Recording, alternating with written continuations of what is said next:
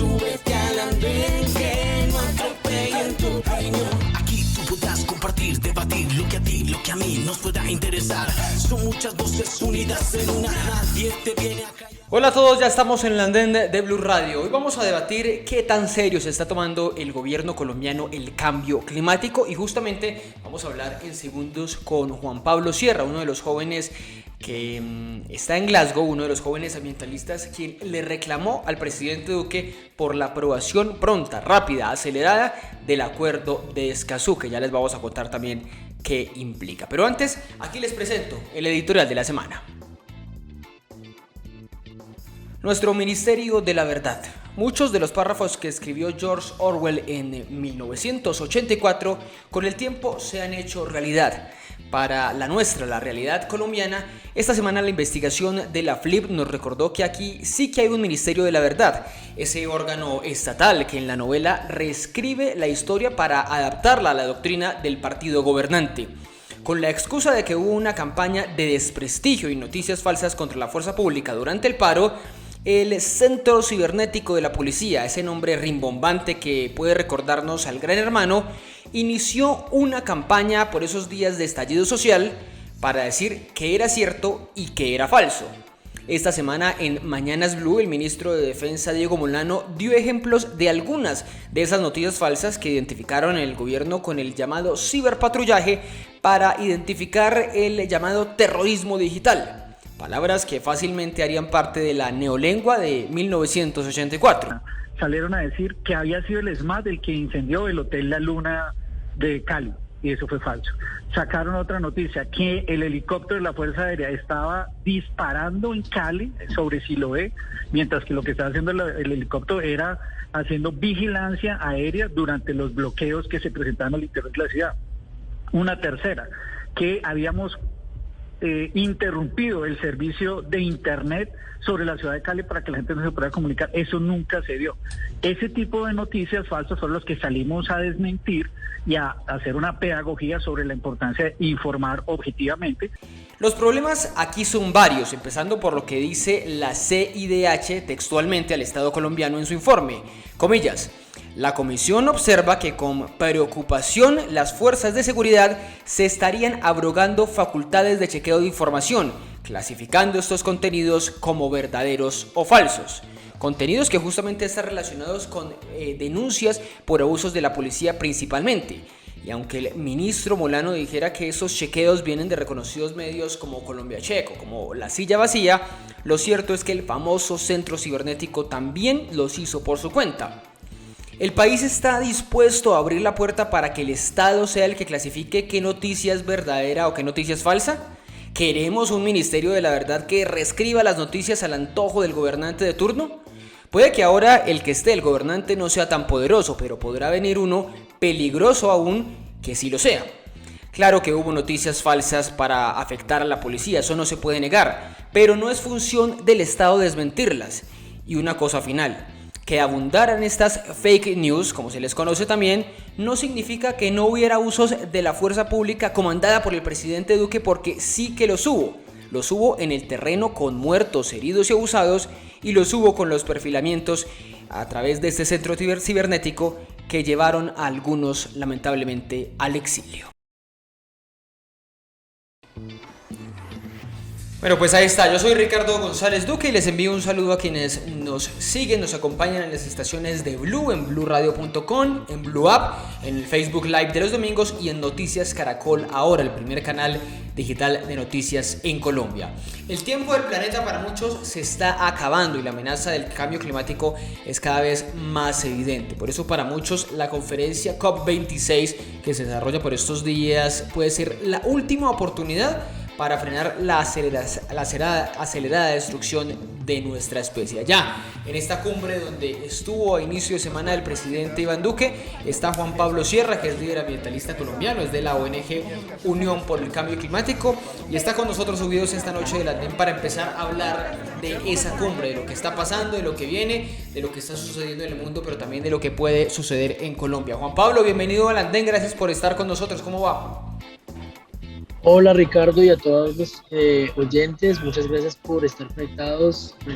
Bueno, muy contento de estar acá realmente pues hemos acá hecho ya un trabajo estos 3 primeros días de la COP y pues muy dispuesto a contarles muchas cositas sobre este tema tan importante para la humanidad. Juan Pablo, usted tuvo un encuentro con el presidente Duque, tuvo un cruce de palabras durante esta cumbre, durante los días que él estuvo allí en Escocia, reclamándole varias cosas. Una de ellas, por supuesto, era la vida, la protección de los líderes ambientales en el país, y una de las peticiones más importantes, coincidiendo con eso que le hacían usted y otros de sus compañeros, era que ratificara el acuerdo de Escazú, un acuerdo que estuvo presente en el paro de hace 2 años. El presidente Duque se comprometió a ratificarlo en ese momento cuando los jóvenes estaban en las calles protestando, y que se enredó en el Congreso de alguna manera. Cuéntenos cuál fue esa promesa que les hizo a ustedes el presidente Duque, a ver si se acelera esa aprobación del acuerdo de Escazú. Claro que sí. Lo que sucedió fue lo siguiente. En el paro del 2019, el paro nacional del 2019 en Colombia, a raíz de esa manifestación social, el gobierno nacional se vio en la obligación de crear lo que llamó para entonces una conversación nacional, la gran conversación nacional, en donde creó unas mesas temáticas y citó a los diferentes representantes de sociedad civil a sentarse con el gobierno para hablar, para dialogar. Muchos, entre esos yo estaba en la mesa ambiental que el gobierno citó, creímos en la buena voluntad del gobierno, dimos un voto de fe casi que a la democracia, al diálogo, porque creemos en eso, a diferencia de lo que dicen muchas otras personas, que los que salimos a la calle no sabemos de diálogo. Nos sentamos con el presidente Duque, reclamamos, insistimos varias veces en la necesidad de firmar el acuerdo de Escazú y ratificarlo. Él eventualmente lo firmó. Sin embargo, han pasado ya 2 años y no se ha ratificado en el Congreso de la República. Para que un acuerdo internacional pueda realmente ser de alguna u otra manera vinculante en nuestro país, tiene que ratificarse como una ley. Y eso es lo que no ha sucedido en el Congreso de la República, en gran parte porque hemos tenido una falta de voluntad política por parte de este gobierno, y también porque hemos tenido unas obstrucciones por parte del mismo partido de gobierno del que hace parte Iván Duque. Entonces ahí es donde uno se cuestiona si realmente el presidente está interesado en que el acuerdo de Escazú se ratifique, porque su mismo partido lo obstaculiza dentro de los procesos del Congreso. Ni siquiera se debatió en el periodo legislativo pasado.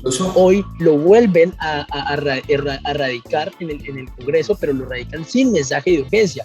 Entonces uno le pregunta al presidente, ¿por qué lo radican sin emergencia y urgencia? ¿Es que no es urgente lo que está pasando con los liderazgos territoriales en Colombia? Sí, incluso el partido de gobierno del presidente Duque, ahora que acaba de presentarlo, pues ha dicho que este es un golpe a la soberanía jurídica del país, que es una presión internacional que afecta al sector productivo. Son varios de los puntos que plantean los representantes, los parlamentarios del Centro Democrático sobre el acuerdo de Escazú, que sí que ya le pregunto sobre eso, pero para ilustrar también a los oyentes, ¿en qué le puede cambiar al país, al colombiano del común, a la persona que está en las regiones cerca o que ejerce liderazgo ambiental? ¿Cómo le cambia al colombiano la aprobación del acuerdo de Escazú? Porque eso está por allá muy lejano, que lo están discutiendo en Bogotá, que lo están discutiendo en Escocia, que lo están planteando el presidente Duque, pero ¿eso qué significa para el ciudadano? De acuerdo. Mira, el acuerdo de Escazú se traduce en fortalecer la democracia ambiental en Colombia y en toda la región latinoamericana y caribeña. ¿Y cómo se fortalece esto? Garantizando 3 derechos de acceso. 3 derechos de acceso que son el acceso a la información, el acceso a la participación y el acceso a la justicia. Los 3 en relación a asuntos ambientales. Entonces, hoy día lo que está pasando en Colombia es que tenemos unas cifras supremamente altas de conflictos socioambientales, es decir, conflictos en donde se ven involucrados comunidades, ecosistemas, recursos naturales e intereses económicos de la nación o de privados. Y es allí en donde necesitamos tener muchas más garantías de participación, muchas más garantías para que las personas puedan acceder, las mismas comunidades, a información sobre lo que quieren hacer con su territorio. Muchas veces lo que pasa es que usted se levanta un día y ve que le van a poner una mina en su patio, por ejemplo. Sí. ¿Cierto? O que ya el gobierno concesionó un territorio para ser explotado, que antes era su territorio sin siquiera preguntarlo. Y cuando usted va a querer defenderlo, no tiene la información suficiente, están en una desventaja grandísima. Pero Juan Pablo, poder crear esos canales de comunicación. Qué pena lo interrumpo, ¿y eso ya no está establecido en la Constitución con las consultas previas? ¿O qué le falta? ¿O esto los va a fortalecer? ¿O esto qué va a cambiar con esas consultas previas que están en la Constitución para usted ponerle una carretera, para usted ponerle un proyecto minero? Tantas cosas que pueden ocurrir en ese debate, en esa tensión que también hemos hablado varias veces aquí en el andén entre desarrollistas y ambientalistas. ¿Eso ya no está listo? No, claro, nosotros tenemos una constitución muy importante, o sea, la constitución que nos trae la consulta previa, pero es que, como estoy mencionando, son 3 derechos de acceso adicionales, ¿cierto? Que fortalecen ese proceso de consulta previa que de hecho muchas veces no se hace bien en Colombia. Por ejemplo, para una consulta previa a usted como habitante de su territorio le van a enviar un documento de, no sé, 400 páginas supremamente técnico sobre un proyecto para que usted revise de un día para otro y tenga una opinión al respecto, ¿cierto? Eso es completamente injusto. Por ejemplo, en Colombia tenemos más lenguas, no solamente es el español, ¿sí? Entonces hay comunidades indígenas que, por ejemplo, se ven enfrentadas a este tipo de problemas y les envían también documentos en español. Eso también es un problema de acceso a la información, ¿cierto? Entonces, yo siento que esto lo que hace es fortalecer en esos detalles muy del procedimiento de cómo se hacen las cosas. ¿Qué es lo que dicen los opositores? Que esto entonces va a ser ponerle más burocracia al desarrollo, más obstáculos al desarrollo, porque es que quieren sacar los proyectos económicos rápidos que van a beneficiar a todo el mundo. Pero si uno se pone a pensar bien, lo mejor para el interés de estas personas es que se ratifique Escazú y que se fortalezcan estos procesos. ¿Por qué? Porque usted, si no hace un proyecto bien, de la mano con la comunidad, mañana va a tener al frente un paro nacional. Mañana va a tener usted al frente una minga. Mañana va a tener usted al frente una protesta que va a obstaculizar el desarrollo de su proyecto. Como le pasó a Ecooro en Santurbán. Sí, es cierto. Ecooro, minera canadiense, se tuvo que ir del país porque la comunidad no dejó que se hicieran los proyectos y hoy está demandando a la nación porque no pudo explotar. Porque no pudo, sí.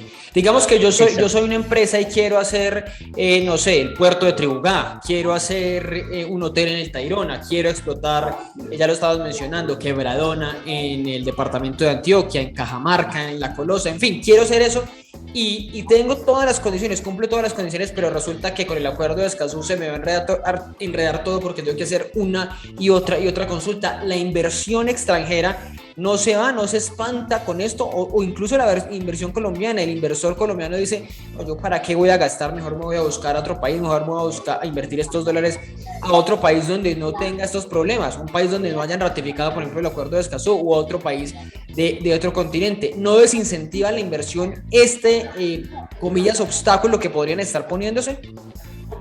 Yo diría que todo lo contrario, Ricardo. Yo diría que lo que le importa mucho a la inversión extranjera es que en un país haya paz, exista la paz, ¿cierto? A ningún inversionista le interesa un país en donde el conflicto interno, en donde la violencia predomine, porque eso pone en riesgo su capital invertido, ¿cierto? Entonces, en un país en donde exista paz, es en un país en donde se quiere invertir. Por eso, tan importante fue para ese entonces para la inversión en Colombia lo que fue el acuerdo de paz, ¿cierto? Porque brindó esas expectativas y esa luz verde sobre Colombia de la comunidad internacional. El desarrollo debe tener ese consenso, porque de esa manera podemos involucrar más a la comunidad y ser un país mucho más próspero. Entonces, el acuerdo de Escazú lo que trae es eso. No les va a traer un montón de papeleos para hacer, simplemente va a fortalecer los procesos para que la comunidad se vea más involucrada, para que la democracia en Colombia pueda ser mucho más garante de los derechos de la gente en decir, sí, yo estoy de acuerdo con que esto se haga acá, o no estoy de acuerdo, o quiero que mejor se haga de esta manera. La consulta previa muchas veces no funciona. ¿Por qué? Porque usted le socializa en el proyecto y usted lo acepta o no. Juan Pablo, cuando ustedes plantean esa discusión y dice que les interesa a los empresarios, ¿por qué uno se encuentra, por ejemplo, valga la redundancia, comunicados, expresiones del partido de gobierno? Estoy leyendo lo que dice Juan David Vélez, el representante del Centro Democrático, que dice que esto es afectar el sector productivo del país. Los empresarios, la ANDI, que no estaban muy contentos. Germán Vargas Lleras, que hace uno de los grandes opositores de las consultas previas, también oponiéndose, ellos como voceros de ese sector productivo que ellos llaman de esos empresarios. ¿Por qué entonces sigue la molestia de los empresarios a producir o a funcionar, a desarrollarse con el acuerdo de Escazú ratificado? Claro, yo creo que esta es una disputa política y como toda política y hay también una razón que va más allá de lo práctico y lo más pragmático que uno puede hacer, y es revisar realmente el acuerdo de Escazú y decir esto me beneficia o no. Yo creo que la razón por la cual ellos están en contra es una falla del mismo movimiento ambiental, de nosotros, los mismos activistas que defendemos este tipo de causas, y es que nunca nos acercamos a tocar la puerta a ellos, a decirles, hablemos sobre el acuerdo de Escazú y sus bondades, venga y discutimos sobre este tema, venga y se lo presentamos. Primero se acercaron a ellos políticos que por una razón política están en contra de este tipo de proyectos de apertura democrática, pero los convencen de primera. Juan Pablo, ¿ustedes no están haciendo también política? Hacer, digamos, lo que hicieron esta semana con el presidente Duque, de abordarlo, de decirle hay que aprobar eso en el Congreso, ¿dónde está el presidente del Senado? ¿Eso no es también hacer política? Claro, o sea, yo no estoy poniendo una connotación mala en el hacer política, estoy diciendo por razones políticas nosotros fallamos como activistas y se acercaron primero los opositores al acuerdo a los empresarios que lo apoyábamos. Juan, y cuando usted me dice que hacen política, ¿lo hacen desde pensando en algún partido político, en algún candidato presidencial, en alguien con quien simpaticen? Y por eso le pongo el ejemplo, yo simpatizo con fulano de tal, entonces por eso voy a ir a sabotear al presidente a Glasgow, ¿o no es necesariamente sabotaje, sino aprovechar y hacerle una petición en un escenario internacional? Yo creo que es político en el sentido de demostrarle a los ciudadanos que podemos tener un rol protagónico en la toma de decisiones, independiente y no partidista, de que pueden existir intereses socioambientales genuinos de la ciudadanía que no tengan que someterse a ningún partido político, ni, como dicen por ahí, cargarle la maleta a nadie. Entonces, no, esa intervención que nosotros hicimos acá en Glasgow al presidente de la República, Iván Duque, en el pabellón Colombia, mientras estaba mostrando todos los grandes proyectos que habían en Colombia en relación a los asuntos ambientales, fue una intervención que consideramos necesaria porque no estaban siendo transparentes con la información que le estaban dando a la comunidad internacional. Acá todo el mundo categorizaba a Colombia y al presidente Iván Duque como un ejemplo a seguir de la política ambiental.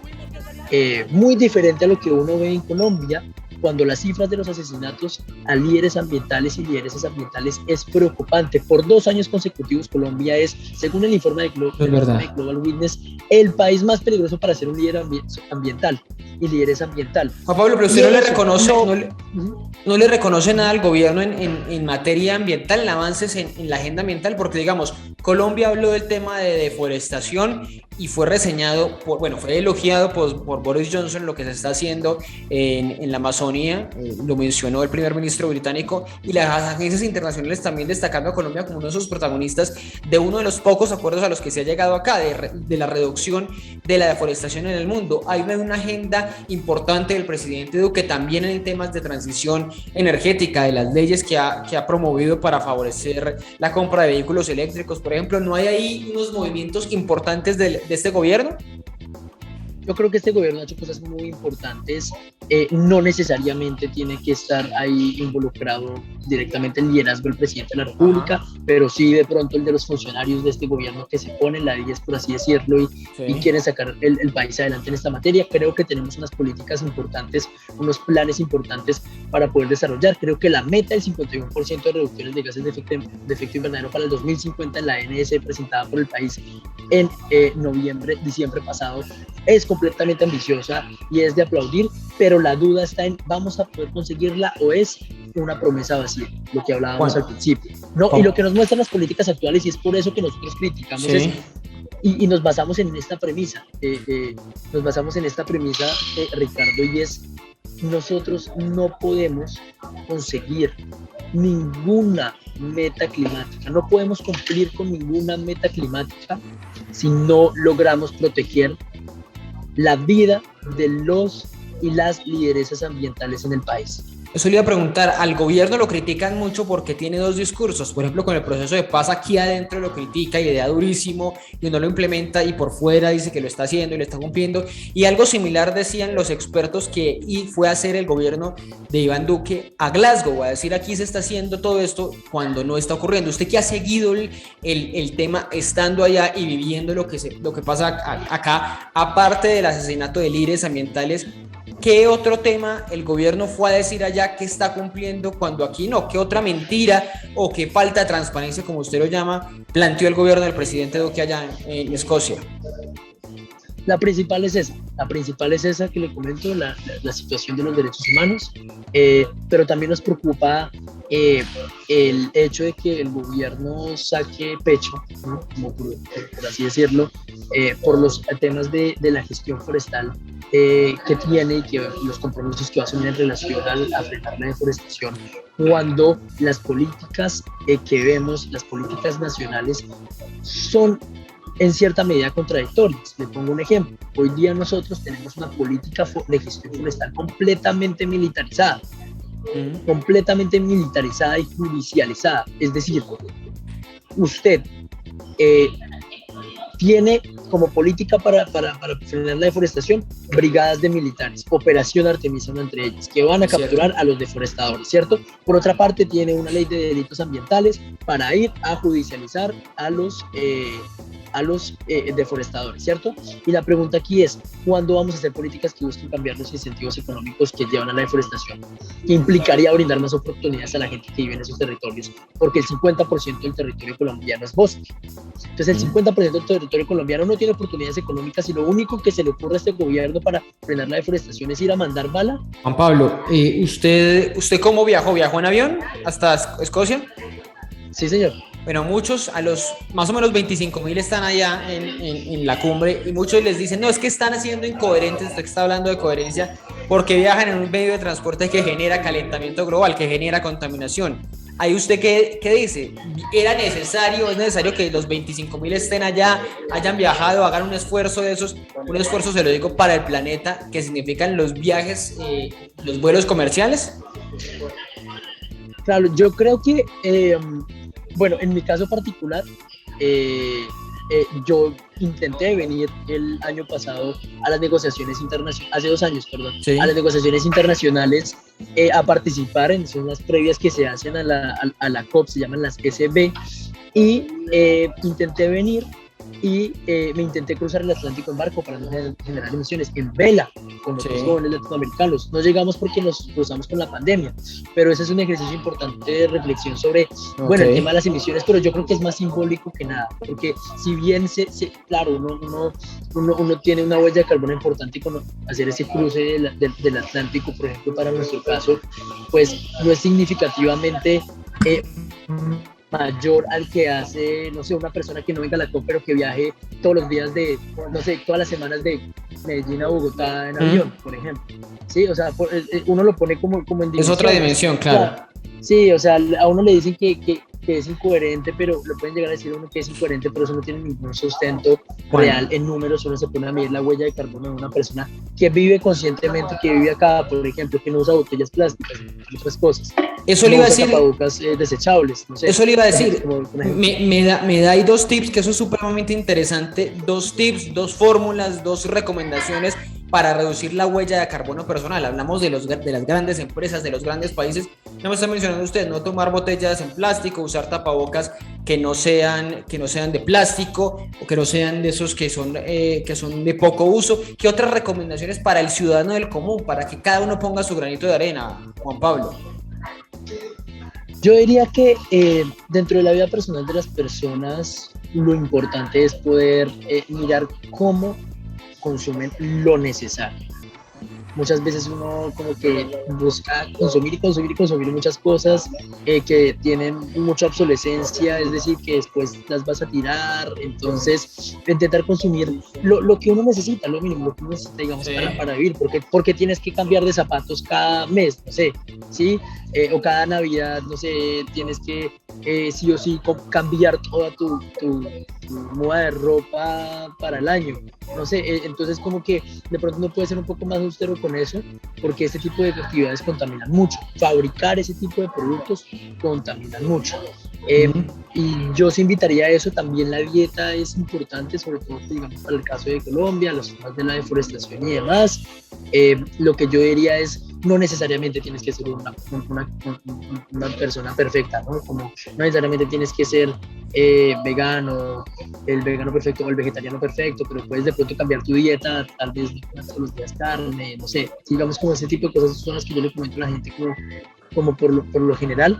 Sí. Pero lo más importante que yo le digo a ellos es, más allá del cambio individual, que es esa idea que nos pidió siempre, que es tu responsabilidad contrarrestar la crisis climática, y está en ti, y está en que uses un termo, por ejemplo, es que las personas asuman una responsabilidad política frente a su país, que estén activamente, digamos, revisando qué es lo que está pasando en materia ambiental en su país, y que sobre todo voten de manera informada y consciente, porque te voy a decir una cosa, Ricardo.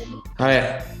Varias organizaciones ambientales en las elecciones pasadas hicieron la tarea de revisar los programas de gobierno de cada uno de los candidatos y los evaluaron en materia ambiental. Adivina cuál fue el peor evaluado de todos. ¿Cuál?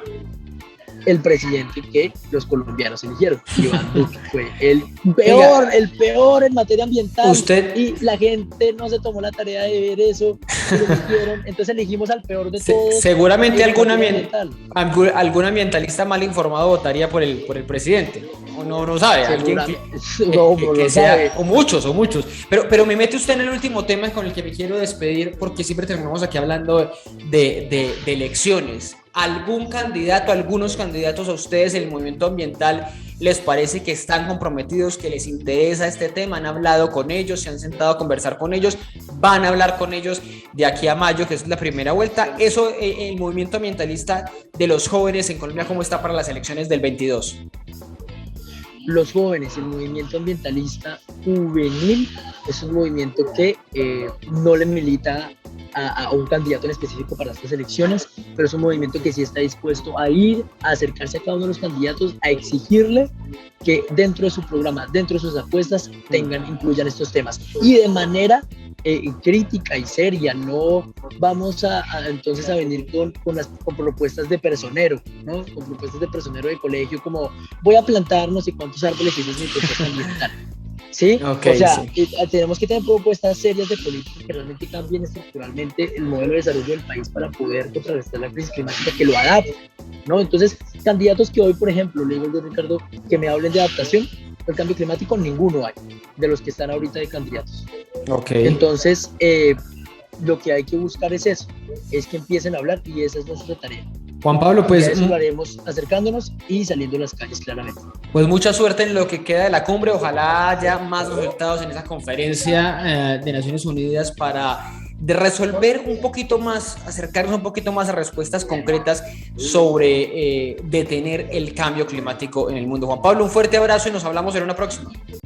De una, claro que sí, Ricardo, muchas gracias a usted, muchas gracias a todas las personas que nos estuvieron escuchando, y claro, seguiré informándoles a ustedes por ahí, por Pacto por el Clima, en nuestras redes, sí. O me pueden buscar también ahí, Juan Sierra 99. Sí, señor. Sí, señor. Ustedes también, muchas gracias por acompañarnos estos minutos del andén. Ya seguimos debatiendo aquí para que no atropellen la opinión. Si ustedes los jóvenes no asumen la dirección de su propio país, nadie va a venir a salvárselo, nadie. Súbete al andén, que no atropellen tu opinión. Gracias por seguir con nosotros en el andén de Blue Radio. Vamos a debatir estos minutos sobre la pregunta que les queríamos hacer, sobre ese planteamiento de si el gobierno del presidente Duque se está tomando en serio el cambio climático, y es que ha dado algunas demostraciones de estarlo haciendo, por lo menos en la cumbre de cambio climático, la COP26 de esta semana en Escocia. El presidente saca pecho por la transición energética y las promesas de deforestación, pero le reclaman más. Le reclaman, por ejemplo, el acuerdo de Escazú, que ya estábamos hablando, le reclaman sobre el asesinato de líderes ambientales. Para hablar de estos minutos, ya están subidos con nosotros Sara Abril, Jonathan Silva y Daniel Vázquez, a quienes me alegra saludar en esta noche del andén. Y empiezo preguntándole primero a Sara, sobre esa pregunta de rigor, sobre qué tan en serio se está tomando este gobierno el cambio climático, la protección del medio ambiente, porque por supuesto hay unas señales de que lo está haciendo, pero hay otras que dan cuenta de que solo el discurso es para afuera y para adentro es otra realidad. Sara, buenas noches, bienvenida. Buenas noches, gracias Ricardo, un saludo a Daniel, a Jonathan y por supuesto a toda la audiencia que se sube al Andén Blue. Bueno, yo creo que es nada en serio lo que se está tomando Duque el problema de la crisis climática y de todos los problemas ambientales, porque vale la pena decir que la crisis climática y la emisión de gases de efecto invernadero no es el único problema ambiental que azota al mundo, está también la pérdida de biodiversidad, la deforestación. Y yo tengo varias pruebas para decir esto. La primera es que esos compromisos que llevó Duque a Escocia, lo que se llamó Estrategia Climática a Largo Plazo 2050, fue un proyecto de ley que se pusieron a tramitar en el Congreso una semana antes de ese evento. Ellos pasaron con mensaje de urgencia y las comisiones quintas la reunieron de manera conjunta para presentar eso en Escocia, en Glasgow, y la verdad es que esos compromisos son unos compromisos que varios personas de autoridades ambientales y académicas del país, como Manuel Rodríguez Becerra o como Andrés Éter de la Universidad Javeriana, pues han dicho que realmente lo que indican los hechos, pues es que el gobierno de Duque ha sido muy poco efectivo. Yo quiero recordar, por ejemplo, también que si hubiera una intención real de este tipo de cosas de protección del ambiente, pues habría más acciones. Y yo quiero recordar que en el Plan Nacional de Desarrollo aprobado en 2019, las metas de deforestación por parte del gobierno de Iván Duque no solamente no se redujo, sino que en la propuesta inicial un montón de organizaciones ambientales y personalidades, autoridades ambientales del país, le mandaron una carta a Duque diciendo usted está aumentando las metas de deforestación. No se propone disminuirlas. Y al final, como quedó aprobado ese plan de desarrollo, se aprobó con unas bases que permiten más pérdida de bosque frente a la propuesta inicial. Puede que Colombia no sea top 10 en emisiones de gases de efecto invernadero, pero sí es top 10, sí es top 10 en pérdida de bosque primario. Colombia se encuentra en el puesto número 6 después de Brasil, del Congo, de Bolivia, de Indonesia, de Perú, en pérdida de bosque primario, lo cual es supremamente grave, y esas pérdidas de bosque primario se han presentado y han aumentado fuertemente desde el año 2017, 2016, lo cual es muy preocupante. Entonces, yo creo que es muy evidente que y otra cosa, y es, si el gobierno de Iván Duque realmente se preocupara por los problemas ambientales, no solamente de Colombia, sino del mundo, por ejemplo, como bien lo dijo Francisco Vera, el niño ambientalista en Colombia, ya, esto es un problema que no tiene fronteras, y lo cierto es que hubo una reunión de varios países con Antonio Guterres, el secretario de las Naciones Unidas, en la que estuvo Guatemala, Panamá, Paraguay, donde supuestamente eran los países más afectados. Y lo cierto es que lo primero que tenemos que hacer los países más afectados en Colombia, en el mundo por la crisis climática, debe ser unirnos para exigirle a los países que más producen y emiten gases de efecto invernadero que los reduzcan, porque así Colombia haga acciones de lucha contra la deforestación, así haga Colombia un montón de acciones a favor de la crisis, de morigerar la crisis climática. Lo cierto es que si los 10 países que más producen gases de efecto invernadero en el mundo no lo hacen, mundo, nosotros vamos a seguir sufriendo las consecuencias. Entonces Duque lo que fue allá fue a buscar el puñito de Biden, pero realmente no fue a exigirle que disminuyera a Boris Johnson, a la misma Unión Europea, no fue a decirles pues que tenían que disminuir los gases de efecto invernadero. Ya vamos a hablar, Sara, de esas responsabilidades o de esas corresponsabilidades que usted apunta a eso al final de todos los gobiernos de los países o de las naciones más contaminantes en ese top 10 que por supuesto no está Colombia, pero también el gobierno salió a sacar pecho, por supuesto, de una promesa, eso sí es promesa, de reducir la deforestación al 30% a 2022, un tema que ha sido de los pocos acuerdos a los que ha llegado la cumbre de Glasgow, que es, bueno, pónganos de acuerdo en hablar de deforestación. Y otro punto, el de la transición energética, en la que está trabajando el gobierno del presidente Duque, con incentivos para quienes hagan ese tránsito hacia, por ejemplo, vehículos eléctricos, que fue una de las ideas que promovió el presidente Duque. Pero ya sigo con usted para ir escuchándolos a todos en una primera impresión de qué está haciendo el gobierno, de cómo pararnos frente a esta idea de cambio climático, que también implica una discusión muy grande entre desarrollismo, ambientalismo, entre reducir el consumo, entre frenar ese mundo capitalista que vemos tan exacerbado para algunos, que ha sido el causante del cambio climático, del calentamiento global. Escucho a Jonathan. Jonathan, buenas noches.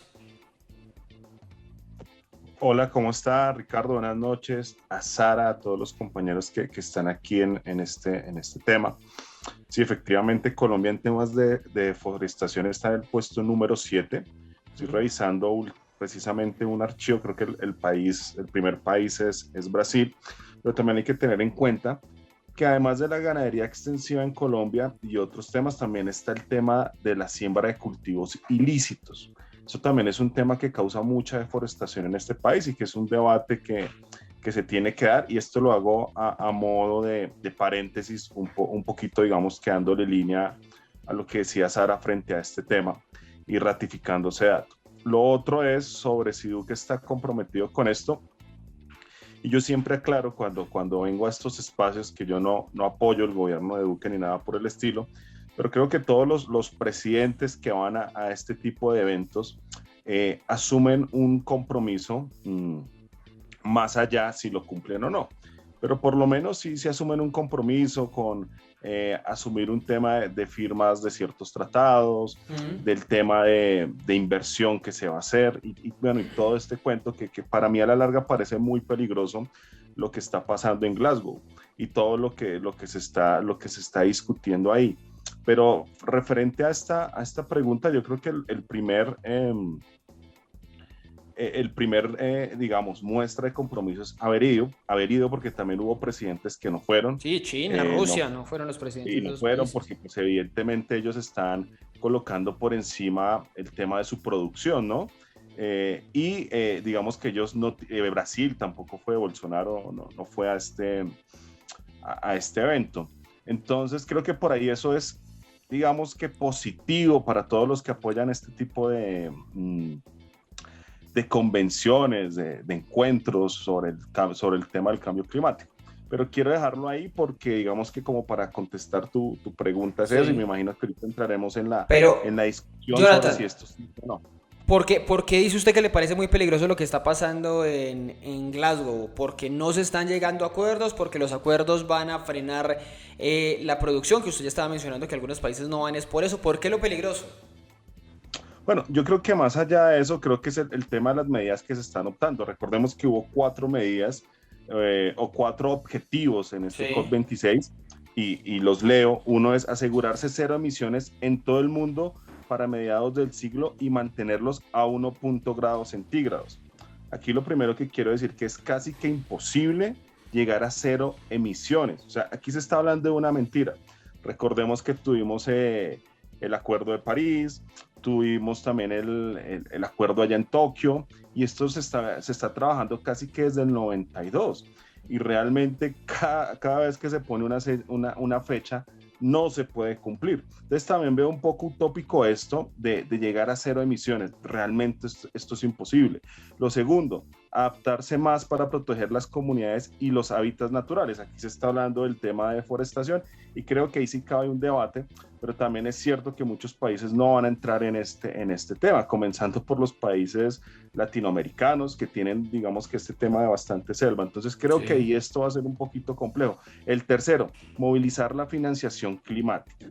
Y aquí recordemos que en el 2009 en Copenhague se destinaron más o menos 100.000 millones de dólares para que los países del norte o los países ricos empezaran a subsidiar los países, en vía de desarrollo para cuidar el medio ambiente. Pero aquí lo que se está haciendo es subsidiar la pobreza, y eso sí me parece muy peligroso. ¿Cómo es subsidiar la pobreza? Claro, los países más industrializados están diciéndole a los países pobres, miren, ustedes tienen que bajar los temas de producción o sea, bajar el tema de la contaminación. Entonces, prácticamente lo que están diciendo ustedes, países en América Latina, los países más pobres, no se industrialicen. Nosotros lo que hacemos es subsidiarlos. Ahora, en 2019, ni siquiera se ha llegado a los 100.000 millones de dólares, se han entregado creo que 79.000 millones de dólares, que realmente no se ha cumplido ni siquiera con este objetivo. Y lo otro es trabajar juntos para conseguirlo, que bueno, que eso es demasiado ambiguo.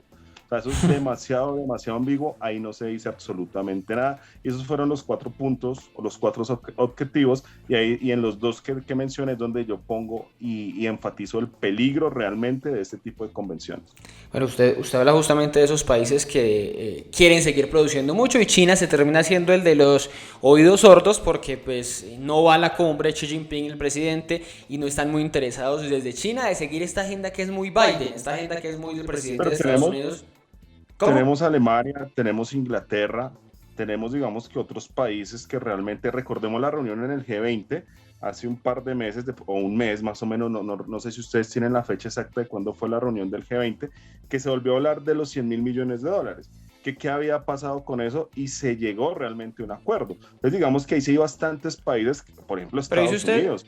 los grandes productores no van a dejar de producir, es lo que usted dice, y Sí, le miren, están diciendo a los pequeños, frenen. Aquí Frénense. yo saco a Rusia, saco a China, saco a los países que no fueron, saquemos los países que no fueron y metamos los países que se quedaron: Estados Unidos, Alemania, Inglaterra, el mismo Noruega, los mismos países nórdicos. O sea, ustedes saben que los países nórdicos, su riqueza viene del petróleo. O sea, digamos que todo este estado de bienestar viene de la explotación petrolera. Esto que están haciendo ahora de energías renovables y todo esto, ¿por qué lo pueden hacer? Porque primero su riqueza la crearon en la producción del petróleo. Bueno. Entonces ellos no van a dejar de producir. Si dejan de producir, pues obviamente van a tener que no sé, de derrumbar su estado de bienestar, y eso es algo que hay que debatir. Esa es una gran discusión, ahí es donde yo voy. Jonathan, para colombianizar un poco esto, porque lo que presionan, por ejemplo, los jóvenes ambientalistas allá que estaban con el presidente es: pongamos aquí unos límites a los proyectos de desarrollo que van eventualmente a afectar el medio ambiente, frenemos, en Colombia, sí, frenemos explotaciones mineras, frenemos el fracking, frenemos la exploración y la explotación de petróleo por cuenta de lo que puede pasar o lo que puede causar en el medio ambiente. Y esa discusión pues es la que termina para algunos estando implícita o detrás del acuerdo de Escazú. Ya lo sigo escuchando, Jonathan, para escuchar una primera impresión aquí de Daniel sobre ese punto. Sobre, primero, lo del presidente, cómo se para el presidente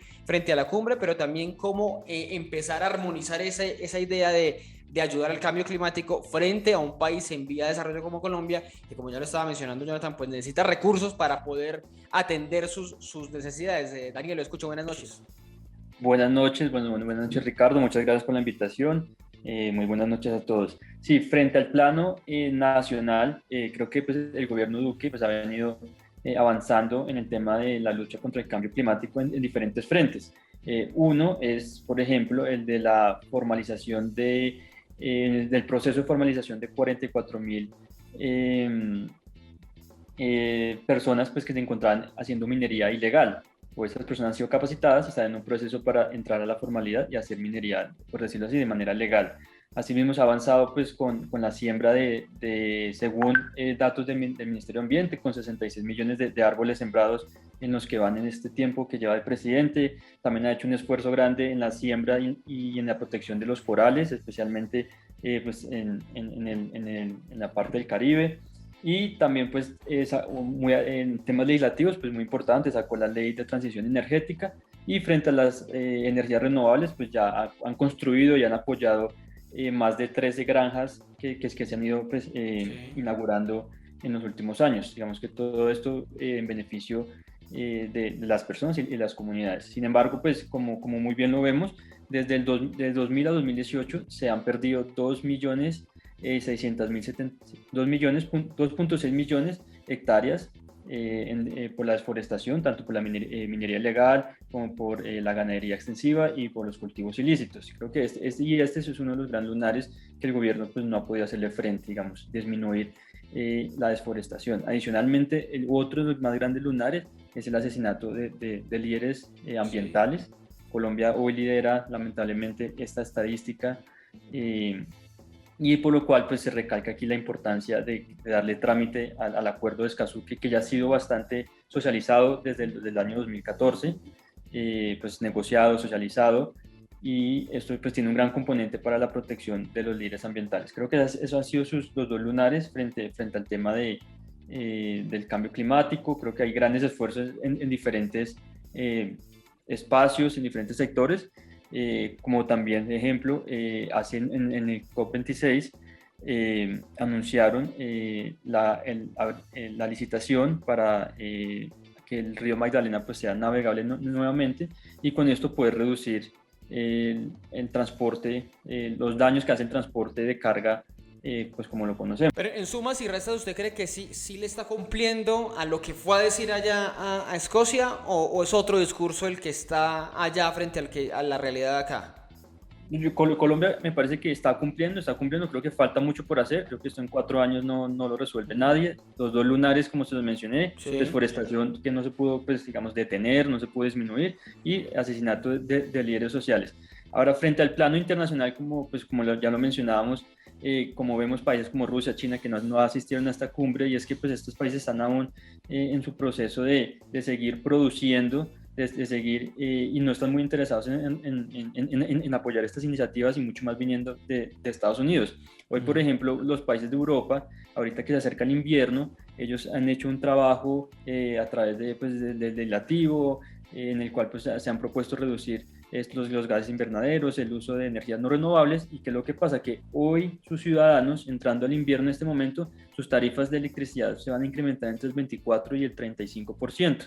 Esto pues es sin duda, los más afectados van a ser ahorita en este momento los ciudadanos europeos, que entrando en el invierno sus tarifas se van a ver sumamente incrementadas. Sí. Aquí es el discurso de cómo balanceamos, protegemos el medio ambiente, luchamos contra el cambio climático, pero mientras pues afectamos a gran parte de la ciudadanía en su día a día. Por ejemplo, si no fuera por el gas ruso, sí, probablemente se podría decir que los europeos se van a congelar este invierno, si no fuera por la dependencia del gas ruso. Me está levantando la mano, Sara, la escucho. No, yo quiero decir que en ningún aspecto Duque se salva hablando de materia ambiental, sobre todo también porque la política económica de Duque es una política económica que no solamente intensifica la crisis climática, sino que también es un obstáculo para luchar contra la misma. Por ejemplo, los tratados de libre comercio ofrecen tres aspectos que intensifican la crisis climática. Lo primero es que importamos alrededor de 14 millones de toneladas de alimentos que podemos producir, que vienen en barcos, que son contaminantes y que son evitables.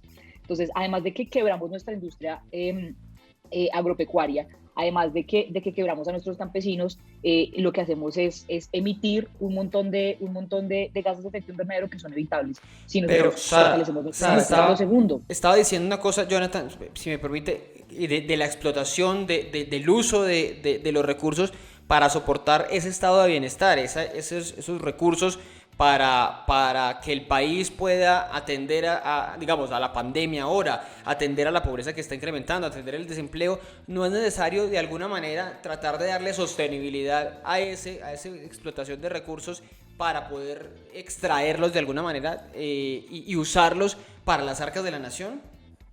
Justamente es eso. Si Colombia diversifica su matriz productiva, si Colombia lo que hace es, evidentemente la agricultura también es una actividad emisora de gases de efecto invernadero, eso no se niega, pero es una actividad necesaria también para los alimentos. Lo que es innecesario es transportar, es emitir en otros lados del mundo, haciendo agricultura, y además emitir transportándolo a Colombia. Entonces, la forma también de dejar de depender del petróleo y dejar de depender de la explotación de materias primas es también diversificar la matriz productiva del país. Pero yo quiero decir 2 cosas más.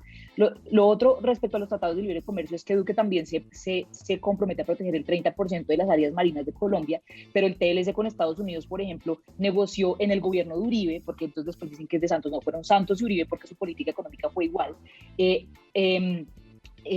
restringió a 12 millas de mar territorial en ese tratado de libre comercio con una cláusula. Y lo tercero es justamente intensificar la vulnerabilidad de un país en su desarrollo. Recordemos, hace unos meses hubo un terremoto en Haití y en República Dominicana, y Haití fue supremamente, aquí no solamente estamos hablando de que los desastres naturales son desastres naturales, sino que realmente tienen una crisis social detrás. No afecta igual a República Dominicana y Haití, que están al lado, por el problema del subdesarrollo, y Colombia tiene mucho de eso. La tragedia ambiental de Mocoa tuvo que ver también con hechos de deforestación. Hay unos países que emitimos poco, que estamos haciendo muchas cosas, pero que cualquier cosa que hagamos es infructuosa en la medida en la que esos países no hagan nada. Me estaba alzando la mano. Sí, miren, un poquito en tono, o no en tono, sino que aquí sí voy a entrar a polemizar. Miren, recuerden algo muy importante y quiero que pensemos cuáles son las empresas o los sectores productivos que más gases efecto invernadero, digamos, que emiten. Está la industria de los alimentos, está la industria de la moda, está obviamente la industria petrolera, y se me escapan otras dos, pero creo que estas tres son muy importantes. Y ojo, porque cuando nosotros vamos a pensar en poder industrializar... Se te olvidó una de las más importantes, el transporte, Jonathan. El transporte, qué bien, gracias por eso. Se me había escapado el transporte, que además hay un gran debate sobre cómo se torna, si es con combustibles fósiles o con energías renovables. Ahí hay un gran debate que eso obviamente aquí en Colombia digamos que se está dando, sobre todo en Bogotá. Pero bueno, digamos que enfatizándome en estos sectores productivos, aquí tenemos que ser un poquito objetivos y pensar, si los países pobres quieren salir de la pobreza y se tienen que industrializar, se van a tener que industrializar a través de estos sectores productivos. Por ejemplo, sectores como el Polo Democrático, sectores como la Colombia Humana, digamos que son de izquierda, y obviamente algunos sectores de derecha que están proponiendo la industrialización de Colombia para que salga adelante y salga de la pobreza. Y evidentemente va a tener que pasar por esto.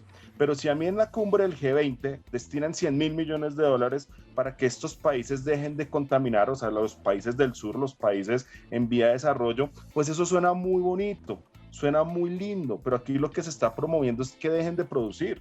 Pero producir a costa de daño climático.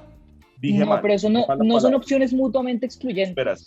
Espera, termino. No dije mal dejar de producir, sino que no se industrialice más. Obviamente, aquí lo que tenemos que buscar es la forma de innovar, de buscar la tecnología para que no haya contaminación. Y yo les quiero poner un gran ejemplo. A ver. Y el gran ejemplo en industrialización sin contaminar ha sido Israel.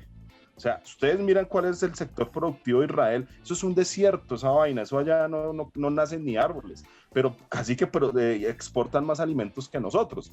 ¿Pero por qué lo hacen? Porque han logrado en la innovación y la tecnología desarrollar eso y que cierto tipo de industrias que contaminan no lo hagan, pero no que dejen de producir. Miren, Arnold Schwarzenegger, el actor famoso que fue gobernador republicano en California, sí, que republicano, pero es muy progresista, además, es muy progresista en estos temas. Él dice, miren, yo fui uno de los que más luchó en contra de la contaminación, a favor del cambio climático, etcétera, etcétera, pero también hay que decirle al mundo que no se puede tener ambientalismo infantil y que no se puede dejar de producir, hay que buscar la forma que cohabite la producción y el cuidado del medio ambiente. Pero digamos, se puede Jonathan, explotar recursos naturales en Colombia, que es una de las, ya que usted está hablando de sectores, uno de los sectores que más le aporta al país, sin afectar el medio ambiente, sin que un pueblo en Tolima, en Antioquia, una región en Santander, se pierdan el agua, pierdan su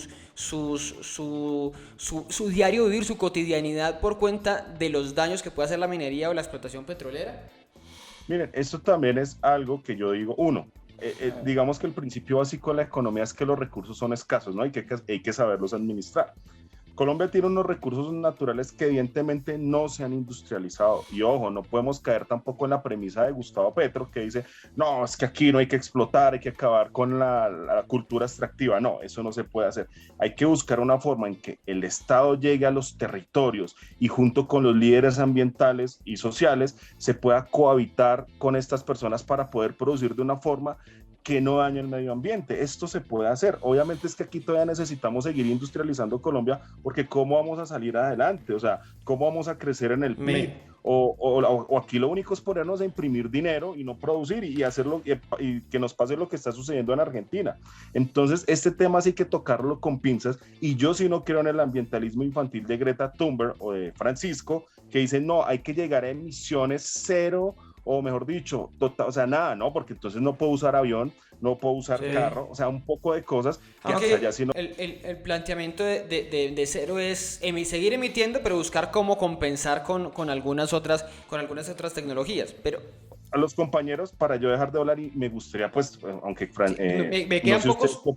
Pero lo que dice Greta, lo que decía Greta de llegar a cero totalmente, eso es también algo que se tiene que discutir, porque ella no quiso entrar a la cumbre, sino se quedó afuera diciendo, básicamente, yo estoy parafraseando, o sea, allá adentro son unos tibios lo que están haciendo.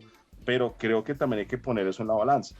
Sí, los escucho en estos últimos minutos que me quedan simplemente para pedirles una respuesta de sí o no a un punto que se está discutiendo, y le pregunto a Daniel, que ya lo estaba incluso él introduciendo: ¿acuerdo de Escazú sí o no condicionado? ¿Cómo hacer ese acuerdo que, para explicarle rápidamente a los oyentes, busca que se fortalezcan las consultas previas, que las comunidades puedan participar más en esos lugares donde va a haber proyectos de algún tipo de desarrollo que puedan afectar el medio ambiente? Daniel, ¿sí o no al acuerdo?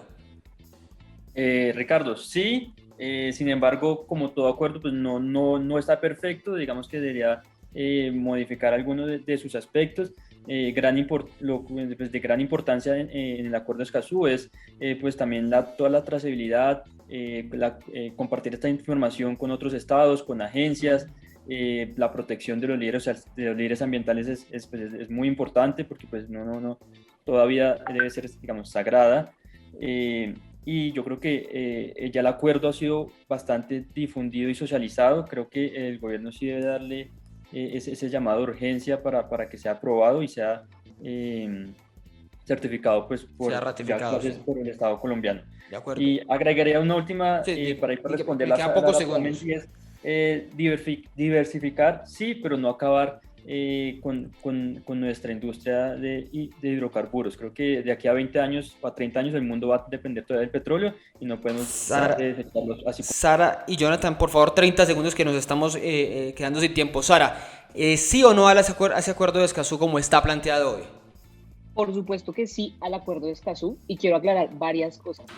Yo ya no soy del Polo Democrático, pertenezco al Partido Dignidad. No estoy de acuerdo para nada con la propuesta de Gustavo Petro de eliminar la explotación y la exploración petrolera. Creo que el término transición energética es suficientemente claro en que debe haber una transición, y sobre todo creo que debemos dar una lucha mundial y que no podemos traducir o trasladar simplemente lo que están haciendo en Estados Unidos, que tiene unos problemas ambientales bien distintos a los de Colombia, y poner acá y copiar y pegar todo lo que hacen allá, porque hoy nuestros problemas ambientales son distintos. Tenemos que luchar contra la deforestación y proteger nuestros ecosistemas.